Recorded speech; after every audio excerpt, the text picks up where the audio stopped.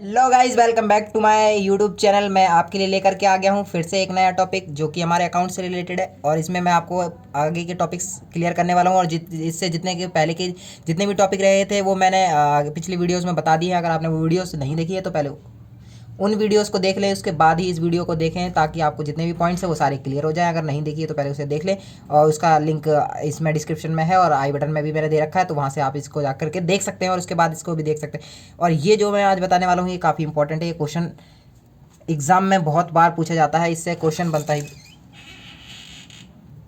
ये क्वेश्चन जो है वो आपके लिए एग्जाम के पॉइंट ऑफ व्यू से भी बहुत ज़्यादा इंपॉर्टेंट हो जाता है। ये हर बार क्वेश्चन पूछा ही जाता है, 2 मार्क में भी आ जाता है, 3 मार्क में या फिर 1 मार्क में भी पूछ लिया जाता है। तो आप इस क्वेश्चन को ज़रा ढंग से समझे और मैं इसलिए इसके एकदम सेपरेट वीडियो लेकर के आया हूँ। तो आप इसको एक बार ध्यान से लास्ट तक आपको सुनना है और जो इंपॉर्टेंट पॉइंट लगे उसको आपको अपनी कॉपी पेन लेके साथ में बैठे उसको नोट डाउन कर लें।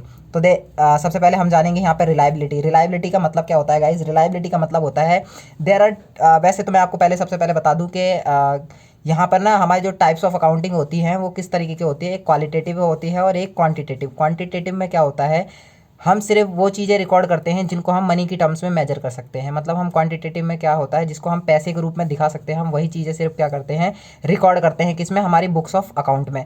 क्वालिटेटिव कैरेक्टरिस्टिक्स क्या होते हैं, हम उस टाइम पे शो करते हैं अगर हमारी कोई आउटसाइडर पार्टी है और वो जानना चाहती है हमारी क्वालिटेटिव कैरेक्टरिस्टिक्स के बारे में, तो हम उस टाइम पे हम क्या करते हैं, इसके बारे में उनको बताते हैं। तो जब कंपनी अपने यूज़र्स को अकाउंटिंग इन्फॉर्मेशन देती है तो हम उनमें क्वालिटेटिव कैरेक्टरिस्टिक्स भी स्टडी करते हैं। मतलब जब कंपनी अपनी यूज़र्स को अकाउंटिंग के बारे में जानकारी दे रही है तो उस टाइम पे हम क्या करते हैं, क्वालिटेटिव कैरेक्टरिस्टिक्स की भी स्टडी करते हैं। जो क्वेश्चन कैरेक्टरिस्टिक्स देखिए, जो क्वालिटेटिव कैरेक्टरिस्टिक्स होते हैं वह कौन कौन से होते हैं, अब हम उसके बारे में बातें करेंगे। सबसे पहले बात करते हैं रिलायबिलिटी। रिलायबिलिटी का मतलब क्या होता है guys? Accounting information must B reliable. Reliable का मतलब क्या होता है? वेरीफाइबल, मतलब जिसको आप वेरीफाई कर सको, जिसमें किसी भी प्रकार की मतलब गलती ना हो, कोई एरर ना हो, फ्री फ्रॉम बायस हो एंड एरर। अगर आपकी मतलब अकाउंटिंग इन्फॉर्मेशन में किसी तरह की कोई गलती है तो वो उसको रिलायबल नहीं माना जाएगा, उसको वेरीफाइबल नहीं माना जाएगा। मतलब आप उसको एक प्रूफ के रूप इसके लिए, मतलब जैसे कि सपोज़ करिए आपने कोई ना मशीन का पार्ट ख़रीदा है और मशीन का पार्ट ख़रीदा है और अब आप कोई जानना चाहता है कि हाँ भाई वो, मतलब इस तरीके से आपको देखना है, समझना है रिलायबिलिटी होती क्या है, कि एक प्रूफ के रूप में, जैसे कि आप उसको लीगली प्रेजेंट कर सको कि हाँ भाई जैसे आपने मशीन खरीदी और उसको आप बताना चाहते हो कि एक्चुअल में ये ट्रांजैक्शन हुई है। कोई क्यों मानेगा कि आप सच बोल रहे हैं कि वो ट्रांजैक्शन हुई है या नहीं हुई है? तो ये किस चीज़ से पता चलती है? रिलायबिलिटी से पता चलती है। Suppose you purchase a part of machinery for 50,000, you have a bill. तो you must have a bill, उस चीज़ का आपके पास बिल होना चाहिए कि हाँ भाई आपने वो चीज़ खरीदी है। In that bill it must be mention that the transaction done. तो उस बिल में क्या मेंशन होनी चाहिए? ये चीज़ मेंशन होनी चाहिए कि जो ट्रांजेक्शन हुई है वो एक्चुअल में हुई है। तो उस बिल में ये चीज़ दिखनी चाहिए। अब अगले अगले कैरेक्टरिस्टिक्स पे आ जाते हैं गाइज। रिलेवेंस। रिलेवेंस का क्या मतलब होता है? It helps our users in taking various decision. जो हमारे यूजर्स हैं, अकाउंटिंग इन्फॉर्मेशन को जो यूज़ करने वाले यूजर्स हैं, वो क्या मतलब आगे के जितने भी डिसीजंस हैं वो क्या कर सकते हैं, इसके जरिए अकाउंटिंग इन्फॉर्मेशन के जरिए ले सकते हैं। तो ये डिसीजन मेकिंग के लिए रिलेवेंस होता है। अगला आता है हमारा कैरेक्टरिस्टिक्स जो आता है अंडरस्टैंडेबिलिटी। अंडरस्टैंडेबिलिटी का मतलब क्या होता है गाइस?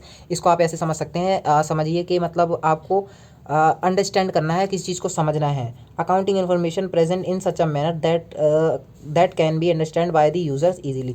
मतलब आपको अकाउंटिंग इन्फॉर्मेशन ऐसे प्रेजेंट करनी है किसी के सामने जैसे आप वो उसको कोई आसानी से समझ सके, जिस बंदे को मतलब पहली बार भी देखे तो भी वो उस चीज़ को समझ सके, हाँ आप उसको क्या बताना चाह रहे हैं। तो अकाउंटिंग इन्फॉर्मेशन आपकी इस तरीके की होनी चाहिए जिसको कोई आसानी से समझ सके। तो ये अकाउंटिंग इन्फॉर्मेशन का एक और क्वालिटेटिव कैरेक्टरिस्टिक्स यहाँ पे आ जाता है।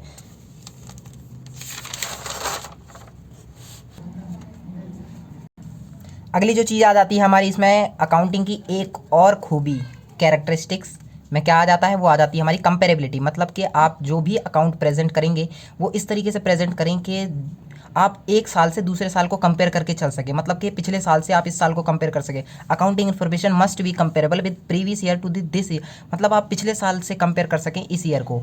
तो अकाउंटिंग इन्फॉर्मेशन ऐसी होनी चाहिए कि आप पिछले साल को कंपेयर करके इस साल के मैनेज करके चल सके कि हाँ भाई हमें उस टाइम पे इतने का मतलब क्या नुकसान हुआ है, फ़ायदा हुआ, तो आप उस चीज़ से कंपेयर करके इस साल से आगे की तरफ समझ सकें। तो इस तरीके की आपकी अकाउंटिंग इन्फॉर्मेशन होनी चाहिए। अगली क्या आती है, फेथफुल प्रेजेंटेशन। फेथफुल का मतलब क्या होता है, मतलब भरोसेमंद, जैसे वफादार। फेथफुल मतलब वफादार। तो अकाउंटिंग इन्फॉर्मेशन एक तरीके से आपकी वफादार होनी चाहिए। कैसे वफादार होगी, अब information must be faithful, any user can easily B do faith on that information. मतलब कि कोई भी यूज़र्स जो भी अकाउंटिंग इन्फॉर्मेशन यूज़ करने वाला है वो आपकी अकाउंटिंग की देख करके ये आप पे भरोसा कर सके कि हाँ भाई ये चीज़ ठीक है और हम इस पे भरोसा कर सकते हैं। तो ये है।